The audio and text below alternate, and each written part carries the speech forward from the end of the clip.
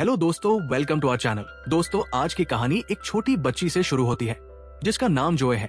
जोए जमीन पर चलने की बजाय दीवारों पर चलती है क्योंकि उसका बचपन काफी मुश्किलों से भरा है। उसके मम्मी पापा हर वक्त लड़ते रहते हैं, जिस वजह से उसके घर में शांति नाम की कोई चीज नहीं है। और इन्हीं सबसे परेशान होकर वो अक्सर खिड़की से बाहर बैठ जाती है, और जब भी वो खिड़की पर बैठती है तो उसे कुछ पलों के लिए सुकून मिलता है। अब कहानी 20 साल बाद की दिखाई जाती है, जहां अब जोए काफी बड़ी हो चुकी है। जोए एक क्लीनर की जॉब करती है क्योंकि जब से उसके माता पिता की मौत हुई है तब से वो ही अपने भाई का ख्याल रखती है, और अपने भाई की वजह से ही उसने मिलिट्री की जॉब छोड़कर एक क्लीनर की जॉब करना स्टार्ट किया था। अब जोए रोज की तरह तैयार होकर अपने काम के लिए निकल जाती है। वो अपने भाई को भी अपने साथ लेकर जाती है क्योंकि उसका भाई दिमागी रूप से थोड़ा वीक है। अब वो अपने भाई को लेकर उस बिल्डिंग में आ जाती है जहां वो एक क्लीनर का काम करती है। दरअसल जोए शहर की ऊंची ऊंची बिल्डिंग्स के शीशे और ऑफिस की साफ सफाई करती है। अब जोए कंपनी के मैनेजर से बात करती है और उसे बताती है कि जब तक उसका काम खत्म नहीं हो जाता तब तक उसका भाई यहीं पर रहेगा। अब वो अपने भाई माइकल को रिसेप्शन पर बिठाकर खुद काम करने ऊपर चली जाती है। अब वो लिफ्ट के जरिए ऊपर आ जाती है। अब जोए अपने काम में लग जाती है। अब ये बिल्डिंग इतनी ऊंची थी, इसका अंदाजा इसी बात से लगा सकते हैं कि बिल्डिंग के ऊपर से आसमान बिल्कुल पास दिखाई दे रहा था। अब ये नजारा देखने में जितना अच्छा था उतना ही खतरनाक भी, क्योंकि एक छोटी सी गलती होने पर इंसान की मौत निश्चित है। अब वो एक डेकिंग रस्सी के जरिए सफाई करने लगती है। वहीं दूसरी तरफ माइकल ऑफिस के ग्राउंड फ्लोर पर उसका इंतजार कर रहा था। कंपनी का ही सिक्योरिटी गार्ड उसकी देखभाल कर रहा था। अब क्योंकि माइकल दिमागी रूप से कमजोर है, इसलिए वो एक जगह शांति से नहीं बैठ पाता।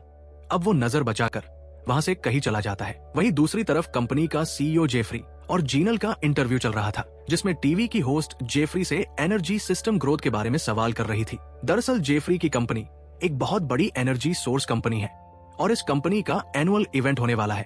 अब जोए जब शीशे साफ कर रही होती है तभी उसका साथी भी वहां आ जाता है।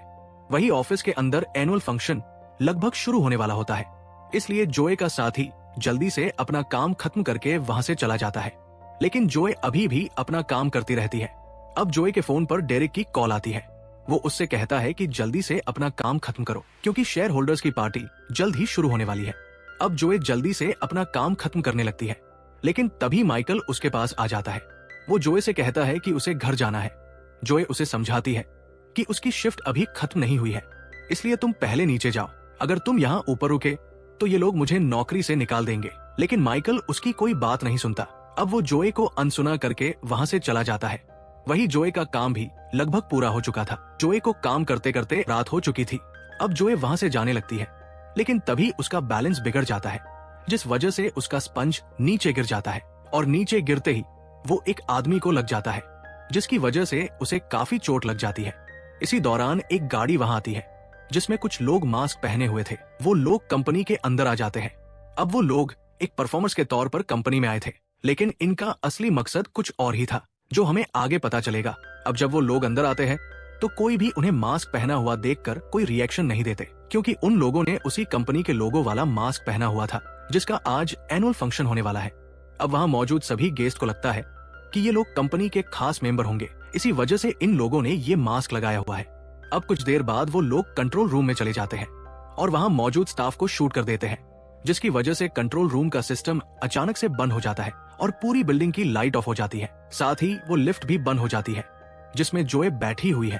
अब वो लोग सिस्टम को ऑन कर देते हैं और कंट्रोल रूम को अपने कंट्रोल में कर लेते हैं, यानी कि उन लोगों ने पूरी बिल्डिंग को अपने कब्जे में ले लिया था। वही जोए की लिफ्ट उस बिल्डिंग पर आकर अटक जाती है जहां पर कंपनी का एनुअल इवेंट हो रहा है। अब वो खिड़की से सबको देखती रहती है, लेकिन वो ना तो अंदर जा सकती है और ना ही ऊपर जा सकती है। अब इवेंट हॉल में पार्टी शुरू हो जाती है। तभी वो मास्क पहने हुए लोग वहां जहरीली गैस छोड़ देते हैं, जिसकी वजह से कुछ देर में ही सभी लोग बेहोश हो जाते हैं। अब क्योंकि मास्क पहने हुए लोगों ने पहले से ही सेफ्टी मास्क पहने हुए थे, इसलिए गैस का असर उन पर नहीं होता। अब गैस इतनी ज्यादा फैल गई थी कि कोई भी इसकी चपेट से नहीं बच पा रहा था। अब माइकल दौड़ते हुए एक सुरक्षित जगह ढूंढने की कोशिश करता है ताकि वो खुद को इस गैस से बचा सके। इसके बाद वो एक आइस टब में छिप जाता है। वही मास्क पहने हुए लोग सभी शेयर होल्डर्स को और बाकी एम्प्लॉयज को एक जगह पर इकट्ठा करते हैं। इसके बाद वो लोग उन एम्प्लॉयज को भी एयर फिल्टर मास्क देते हैं ताकि वो लोग होश में रहें। इसके बाद वो लोग उन सभी शेयर होल्डर और सीईओ से बात करना शुरू करते हैं। दरअसल ये जो लोग मास्क पहनकर कंपनी में आए हैं, ये लोग इन्वायरमेंट को बचाने वाले लोग हैं और इनका मानना है कि जिस कंपनी का आज इवेंट हो रहा है, ये कंपनी गलत तरीके से एनर्जी को प्रोड्यूस करती है, जिसकी वजह से आसपास के एनवायरमेंट पर इसका काफी गहरा इफेक्ट पड़ रहा है। और इनका मकसद बस यही है कि ये लोग कंपनी के शेयर होल्डर और सीईओ से एक कबूलनामा ले, जिसमें वो खुद ये कबूल करे कि उनकी कंपनी पर्यावरण को नुकसान पहुंचा रही है और उनकी कंपनी की वजह से इकोसिस्टम पर भी असर पड़ रहा है। अब ये तो हमें पता चल गया कि ये लोग किस मकसद से यहाँ आए हैं।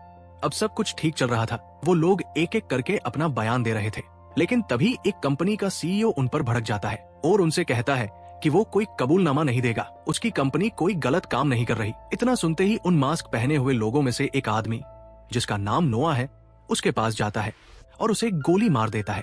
अब ये देखकर उसके साथी चौंक जाते हैं, क्योंकि वो लोग तो यहाँ सिर्फ सच को दुनिया के सामने लाने के लिए यहाँ आए थे। उनका मकसद किसी को नुकसान पहुंचाने का नहीं था।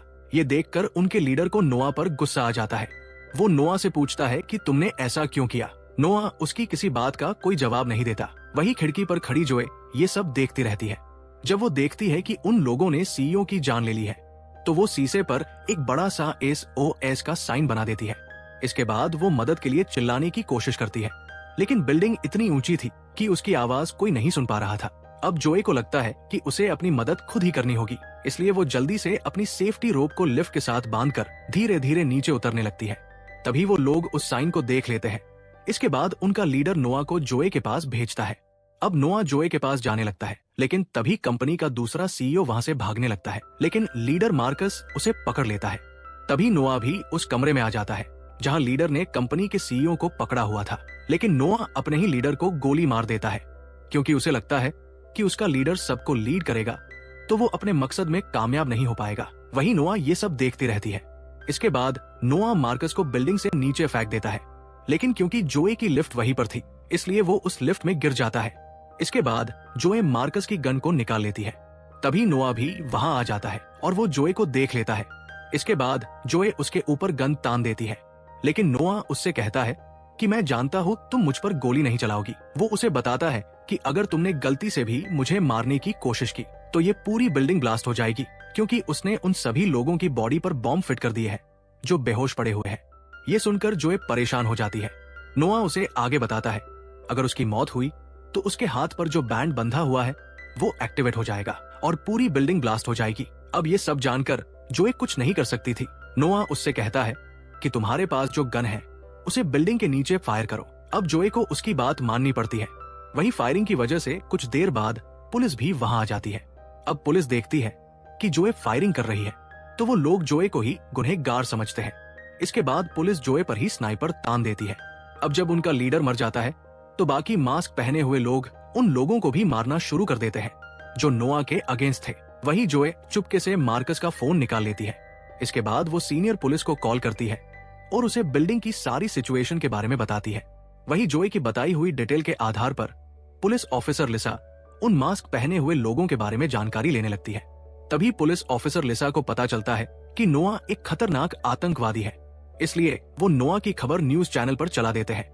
वही बिल्डिंग के अंदर नोआ सभी लोगों के कबूलनामा टीवी पर लाइव दिखाता है। अब पुलिस भी बिल्डिंग के अंदर जाने लगती है, लेकिन नोआ कैमरे के जरिए उन्हें देख लेता है, इसलिए वो एक वैन में ब्लास्ट कर देता है। ये देखकर सभी पुलिस वाले परेशान हो जाते हैं। वही नोआ भी ये सब देख लेती है।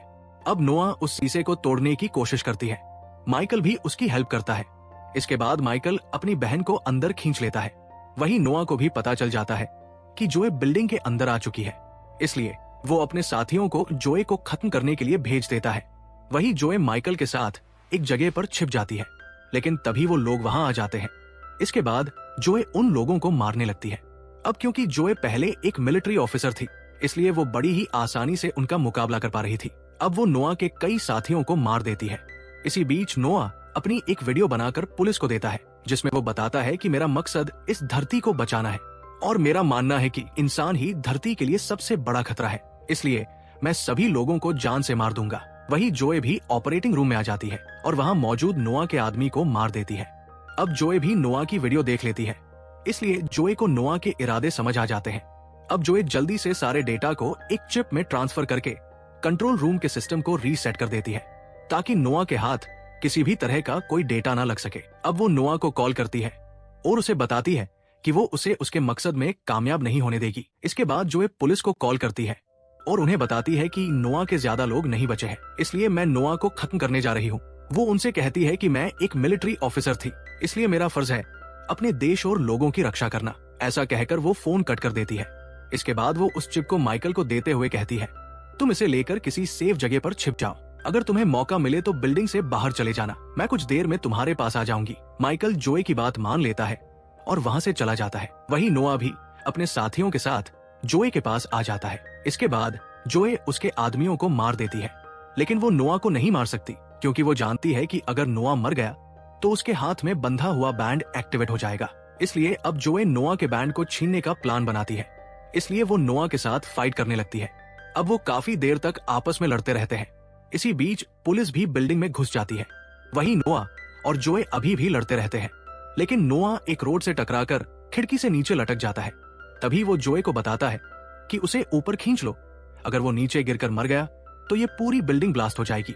लेकिन जोए उसे अपना हाथ दिखाते हुए कहती है कि तुम आराम से नीचे चले जाओ, इस बिल्डिंग की चिंता मत करो। दरअसल जोए ने फाइट के दौरान ही उसका बैंड ले लिया था। अब नोआ को भी पता चल जाता है कि उसका बैंड उसके पास नहीं है, यानी कि अब ये बिल्डिंग उसके कंट्रोल में नहीं है। अब जोए अपनी ताकत लगाकर नोआ को बिल्डिंग से नीचे फेंक देती है। वही पुलिस भी सभी लोगों की जान बचा लेती है। अब लिसा जोए के पास आती है और उसे थैंक यू कहती है। इसके बाद जोए भी उसे बैंड दे देती है। अब जोए देखती है कि सभी लोग आ गए हैं, लेकिन उसका भाई कहीं दिखाई नहीं दे रहा। इसके बाद वो उसे ढूंढने लगती है। तभी वो देखती है कि उसका भाई रिसेप्शन के पास बैठा हुआ है। जोए उसके पास जाती है और उसे गले लगा लेती है। इसके बाद माइकल उसे चिप दिखाता है और ये सीन यहीं पर कट हो जाता है। इसके बाद अगले सीन में हम दोनों बहन भाई को एक आइलैंड पर देखते हैं, जहां वो दोनों अपने एक्सपीरियंस को शेयर करते हैं। वो दोनों काफी खुश होते हैं और इसी के साथ ही हमारी इस कहानी की भी हैप्पी एंडिंग हो जाती है। उम्मीद है दोस्तों आपको ये मूवी पसंद आई होगी। अगर ये वीडियो अच्छी लगी हो तो इसे लाइक करें और इस कहानी के बारे में अपनी राय हमारे साथ जरूर शेयर करें। मिलते हैं आपसे अगली वीडियो में, तब तक के लिए अपना और अपने परिवार वालों का ख्याल रखें। राधे राधे।